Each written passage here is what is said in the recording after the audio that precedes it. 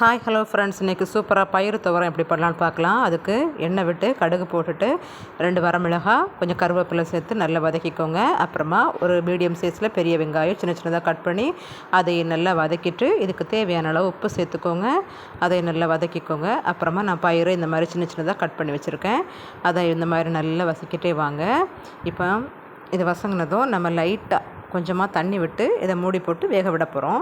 ஒரு 5 to 10 minutes நல்லா வேகட்டும். அப்போ அதுக்கு நம்ம தேவையான மசாலா என்னென்னு பார்த்துட்டு வந்துடலாம்.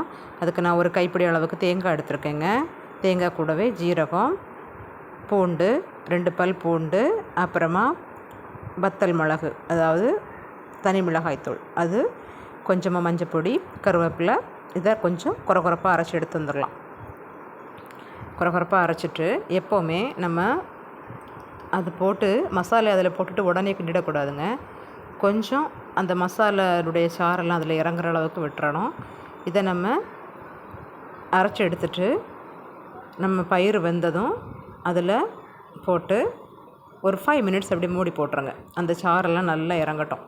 அது வரைக்கும் வெயிட் பண்ணுங்கள். அப்போ தான் அது ரொம்ப டேஸ்ட்டாக இருக்கும். அந்த மசாலுடைய வாசம் அதிலோட மிக்ஸ் ஆகி ரொம்ப டேஸ்ட்டாக இருக்கும். பாருங்கள், நம்ம முதல்ல மிக்ஸ் பண்ணி விடலை. அது வந்து சூப்பராக நம்ம ரெடி ஆகிட்டு 5 மினிட்ஸில் ரெடி ஆகிட்டு. பார்த்தீங்களா? நீங்களும் வீட்டில் ட்ரை பண்ணிவிட்டு எப்படி